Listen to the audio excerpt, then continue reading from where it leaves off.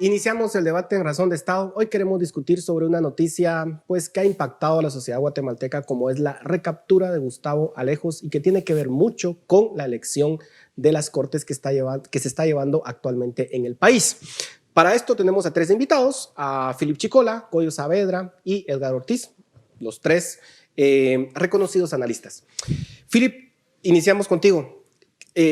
¿Cómo tenemos que entender esta noticia, la recaptura de Gustavo Alejos, y qué implicaciones tiene para el proceso de elección de Cortes en el país?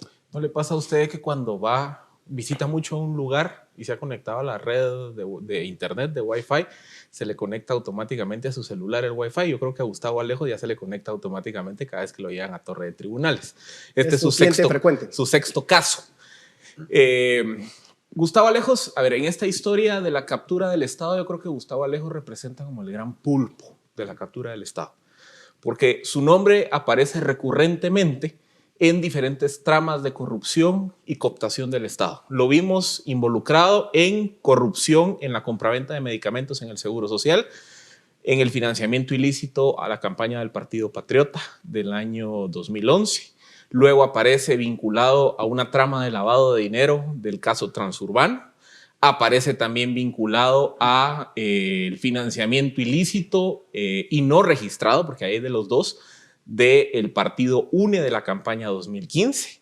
Luego aparece en una trama de lavado de dinero y de pago de sobornos por parte de contratistas del sector público que utilizaban pues todo un esquema complejo de compraventa de inmuebles para ocultar los movimientos de dinero, y ahora aparece en una trama involucrado intentando tomar control político de las Cortes, y todo mientras supuestamente guarda prisión preventiva. Entonces, ¿qué vemos? Gustavo Alejos es algo así como ese pulpo que tiene tentáculos en el sector de medicamentos, en las Cortes, en el financiamiento a los partidos, en el transurbano. Con Criterio publica el año pasado que recientemente había incursionado también en el negocio de la construcción. Y entonces, creo que es uno de esos actores que entendió, mientras fue secretario privado de la presidencia de Álvaro Colón, dónde estaban los espacios de negocios corruptos dentro del sistema, y desarrolló todo un andamiaje no solo para generarse ganancias ilícitas, sino para cooptar espacios de poder. Y ahora que está enfrentando a la justicia, se da cuenta que todo ese andamiaje lo tiene que volcar a tomar control del sistema judicial, si es que ya no quiere que el wifi se le siga conectando cada vez que lo lleven a tribunales. Y a ese punto iba, Edgar, digamos, ¿cómo conectar la noticia de ayer con este proceso? ¿Cuáles son los hallazgos? ¿Cuál es la denuncia que se hace específicamente? Sí. Bueno, eso es importante, sobre todo, y destacar otro de los puntos para dar seguimiento a lo que decía Philip y atarlo con tu pregunta.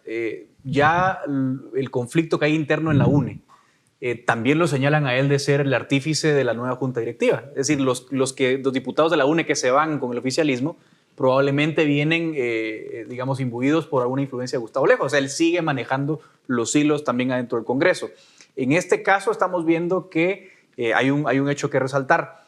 Él guardaba prisión preventiva y hay una jueza que en noviembre le da el beneficio de hospitalizarse. Él aprovecha que está de vacaciones Erika Ifán, que es quien lleva su caso, y la jueza Berrecinos le da luego este beneficio. Curiosamente, Sandra Torres usa la misma fórmula. La misma jueza es la que le da el beneficio, porque Claudette Domínguez también estaba digamos, de descanso. Entonces ahí vemos otros paralelos. ¿Qué pasa ahora? Que estamos en medio del proceso de elección de Cortes y vemos que uno, en esa romería de visitas que recibió Gustavo Alejos, que de verdad que uno se sorprende, ¿no?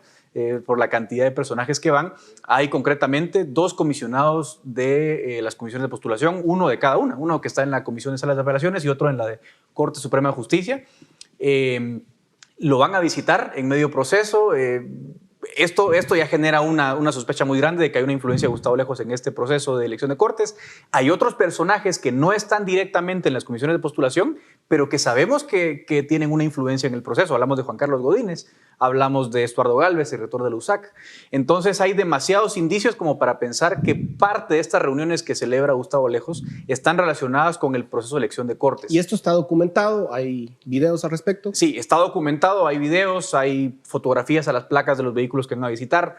De hecho, algunos comisionados ya han dado declaraciones ayer, un poco inverosímiles muchas de ellas, pero las han dado tratando de justificar la visita y tratando de decir que no tiene nada que ver una cosa con la otra, pero insisto, es inverosímil. Estamos a medio proceso de elección de Cortes. Gustavo Alejos está implicado en varios procesos.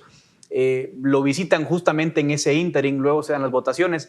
Hay demasiada evidencia de que sí hay algo Goyo, digamos, con todo el listado de procesos que ya tanto Philip como Edgar han, digamos, enumerado de los procesos que está enfrentando Gustavo Alejos, digamos, un cliente frecuente del sistema de justicia, y luego, digamos, la visita de estas personas que están actualmente involucradas en el proceso de elección de Cortes, en un país serio, con una democracia sólida, ¿qué implicaría una noticia de esas?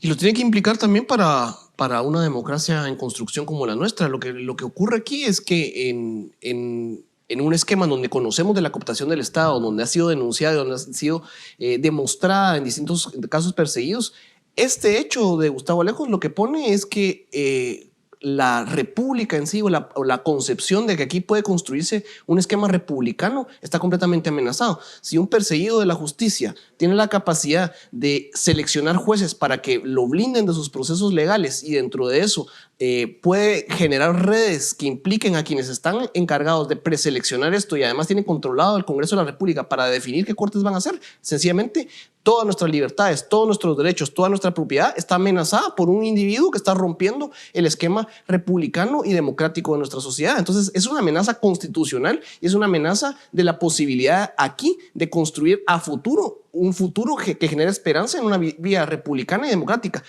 Con el sonido todavía frecuente y digamos en la memoria de lo que fueron cuestionadas las elecciones en 2019, con todo lo que ocurrió al lado de los procesos institucionales, tener una amenaza de este tamaño como una continuación a lo que ya ocurrió hace 5 años, a mí me parece que es una fuerte alerta al sistema y es una fuerte alerta sobre todo a nuestra libertad, sobre todo a nuestra posibilidad de derechos y a nuestra propiedad.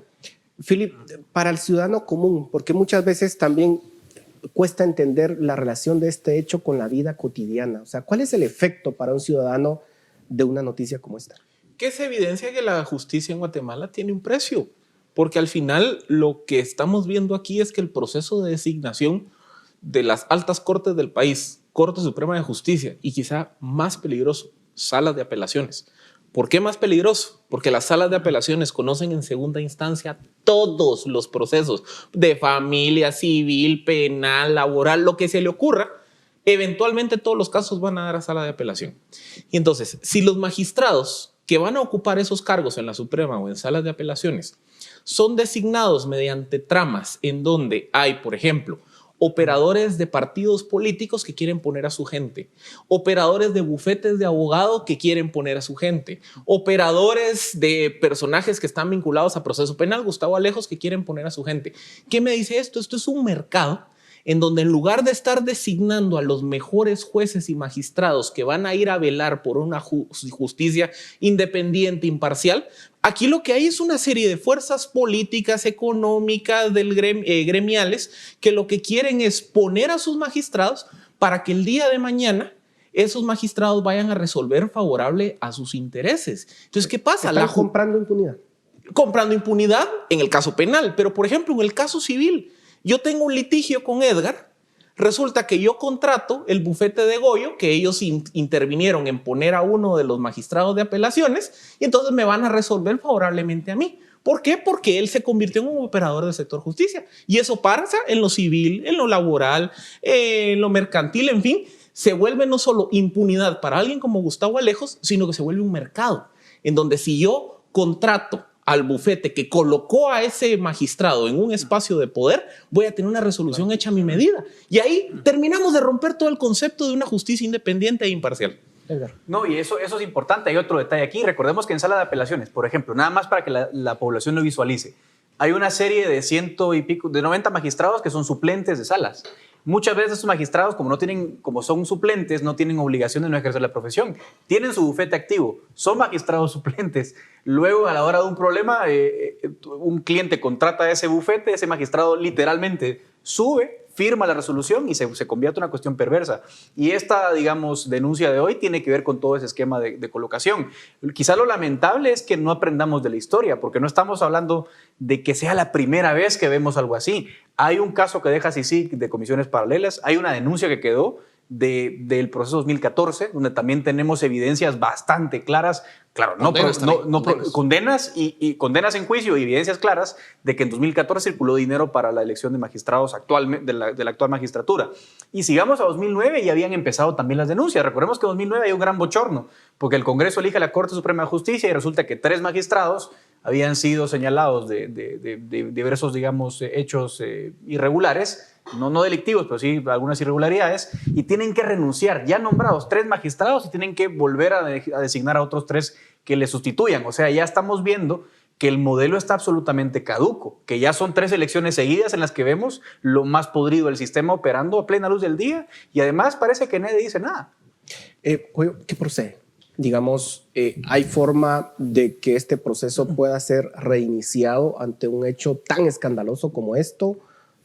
¿O qué sucede? ¿Qué se puede hacer? Sí, miren, los cuestionamientos de reiniciar el proceso tienen que ver con que las reglas no van a cambiar, o sea, no van a variar en el esquema de las comisiones instaladas. A mí lo que me parece muy importante es identificar que la conexión de esta selección y de la forma en que se están presentando las nóminas, sabiendo que por lo menos desde que se midió y desde que se empezó a grabar quiénes estaban asistiendo a las reuniones con Gustavo Alejos, que eso fue, digamos, la semana pasada. ¿Cuántas veces se reunieron y con cuántas personas? En los cuales se tiene registro. ¿Quiénes más asistieron? Lo que nos interesa es quiénes están siendo nominados, quiénes son parte de esas nóminas, porque esas personas ya están siendo, digamos, parte de una trama delictiva, ¿verdad? De estar articulándose con una persona que está siendo procesada y que en teoría está en prisión preventiva con un permiso para acudir a un hospital.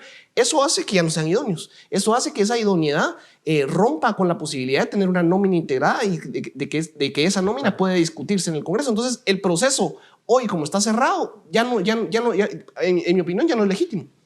Vean, en octubre pasado, cuando se tuvo el primer round de este debate, estaba todo el argumento que si no había cortes electas para el 13 de octubre iba a haber apocalipsis. Pasó el 14 de octubre y no ocurrió nada. O sea, el sistema tiene un mecanismo para repararse y es hasta que no hayan nuevas cortes electas, los actuales magistrados no dejan el cargo. ¿Qué quiere decir esto? Extender el proceso unos 2, 3 meses más, es cierto, no es sano, pero no va a ser el fin del mundo. Segundo, esto parece la historia de un crimen anunciado. Porque el año pasado, por ahí de agosto, septiembre, este espacio Razón de Estado denunció que el comisionado Romeo Monterrosa era no idóneo para integrar la comisión de postulación porque él había sido un sistemático defensor de personajes vinculados a delitos de narcotráfico. Aquí nadie está endilgándole cuestionamientos a un abogado defensor, que es una función válida dentro del sistema de justicia. Pero hay un conflicto natural de interés de si yo estoy eligiendo jueces y el día de mañana estoy defendiendo personajes que van a ser juzgados por esos jueces, ahí hay un cortocircuito. Yo creo que eso lo hace no idóneo para integrar la comisión de postulación. Hoy nos damos cuenta que el señor Monterrosa tenía conversaciones con Gustavo Alejos. Se denunció también en este espacio que el señor Denis Herrera se estaba convirtiendo en un operador dentro de la comisión de postulación, que había intentado reducir la gradación o la calificación para que más abogados pudieran pasar el corte inicial y demás. Hoy resulta que este señor Denis Herrera aparece sospechosamente en el mismo hospital donde estaba Gustavo Alejos. Y hay muchos que ayer decían, es que no es delito reunirse con un detenido en prisión preventiva. No lo es. Pero si yo estoy eligiendo jueces, si yo estoy en el proceso de tamizar listados, que es una función pública de velar por el bienestar máximo del sistema de justicia, y me agarran con las manos en la masa hablando con un detenido que está acusado de cooptar varias instituciones del sector público para corrupción, con una evidencia clara que estaba operando para tomar control del sistema de justicia, yo creo que eso lo hace no idóneo para estar sentado eligiendo jueces. No estoy diciendo que sea delincuente ni nada, no. Simplemente hay un conflicto de interés evidente. Pero, Edgar, legalmente, nuestra institucionalidad permitiría reiniciar este proceso o no? Mi opinión de abogado es que sí, lo permite por lo que decía Philip. Vamos a ver, recordemos que en el momento que una persona, ya sea por su cargo, por ser decano, por ser electo por el Colegio de Abogados, etcétera, integra una comisión de postulación, es un cuasi funcionario público. O sea, no es una función pública per se remunerada, pero estamos ejerciendo una cuasi función pública. Esa persona tiene que tener los méritos de capacidad, idoneidad y honradez. Nuevamente, no estamos diciendo que estas personas sean delincuentes. No, porque de momento no hay ninguna evidencia delictiva. Pero sí estamos claros de que todos los indicios que hay, todos los hechos probados que tenemos hasta hoy, ya comprometen su idoneidad para integrar esa comisión. Entonces, lo que estamos diciendo es, estas personas que integran la comisión de postulación no son imparciales.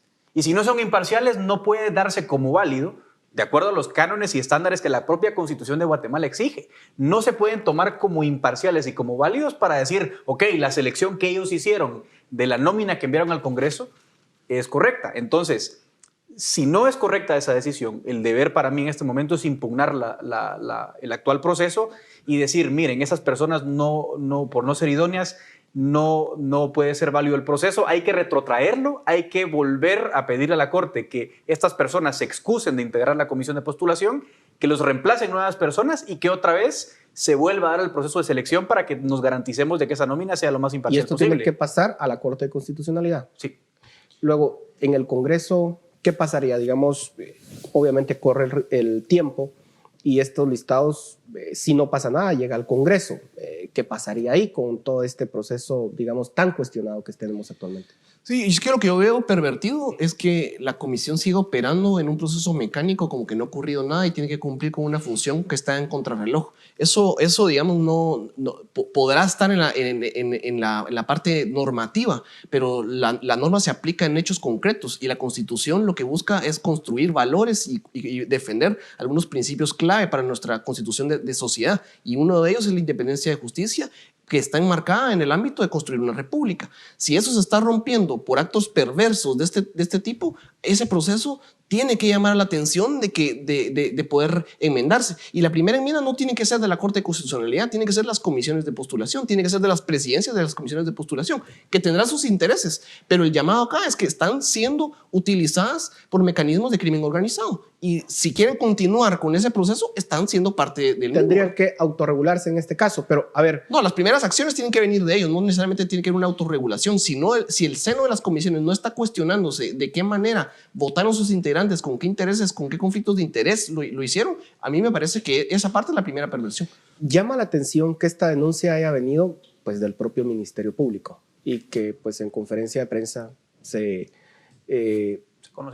conozca, digamos, sobre todo con un Ministerio Público que de alguna forma inició con ciertas dudas, pero hoy pareciera que está poniendo, digamos, en evidencia que quiere continuar una lucha por construir un sistema de justicia más imparcial. ¿Puede el Ministerio Público actuar para que presentar algún recurso ante la Corte o no? Yo creo que el Ministerio Público aquí, digamos, agotó su función. O sea, el Ministerio Público dijo, miren, yo encontré estas evidencias, porque el interés del Ministerio Público aquí no son las Cortes, es la violación a las condiciones de libertad o más bien de hospitalización de un procesado. Pero que tiene efectos y que obviamente se sabía que iba a tener eso. Yo no sé si, digamos, la Fiscalía en su jurisdicción, en su competencia, no tiene, pienso yo, más que hacer. Pero la sociedad civil que está monitoreando el proceso creo que sí, o incluso otros integrantes de la propia comisión de postulación sí deberían tomar iniciativa o podrían tomar iniciativa y accionar por la vía procedente, ¿no? Este caso, miren, es que este caso creo que sirve para, quedan ya un minuto. para evidenciar dos cosas. Primero, el concepto de un hallazgo inevitable, porque la Fiscalía lo que empieza a investigar es la posibilidad que Gustavo Alejos estuviese incumpliendo los términos de su detención preventiva, teniendo información de que se reunía con personas, que se movilizaba sin custodio del sistema penitenciario, que al sistema penitenciario hay que ponerle el dedo en la llaga, como así que un preso VIP camina por las calles sin custodia, eso hay que verlo. Pero el Ministerio Público empieza investigando eso y monitoreando los movimientos de Alejo se topan con la procesión de personalidades que lo iban a visitar, allanan el lugar y encuentran, digamos, todo un esquema que evidencia la cooptación de la justicia. Pero por otro lado, este caso, como ha sido denominado Comisiones Paralelas 3, es una continuidad de una línea de investigación que ya traía la Fiscalía Especial contra la Impunidad. Porque como ya lo decía Edgar, en 2014 quedó evidenciado que Roberto López Villatodo le dio dádivas, un apartamento a un comisionado a cambio de que ese comisionado sirviera como un operador, algo así como Herrera y Para que después Monterroso fuera en este, magistrado también. para que después fuera magistrado. Y después, en la segunda fase de la investigación, se evidenció que hubo una negociación ilícita entre Manuel Valdizón, Roxana Valdetti, Alejandro Sinibaldi y otros operadores como Gustavo Herrera, que está prófugo de la justicia, para ellos ponerse de acuerdo quién iba a ser la corte. Entonces, ¿qué se evidenció? La justicia la cooptan abogados, bufetes como Roberto López Villatoro, que ponen a sus jueces para fallar a favor de él. Políticos que quieren altas cortes que les garanticen impunidad.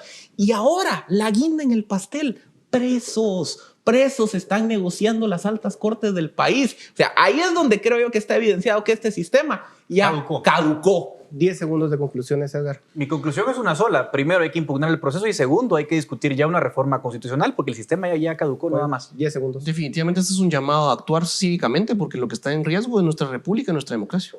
Si no quieren que los presos sigan teniendo cuotas de poder en designar altas cortes, este modelo hay que cambiarlo y eso requiere reforma constitucional. Bueno, a los tres muchísimas gracias. Ojalá que como sociedad reaccionemos, recapacitemos y hagamos algo. Así que muchas gracias a ustedes, muchas gracias por su atención. Nos vemos la próxima semana.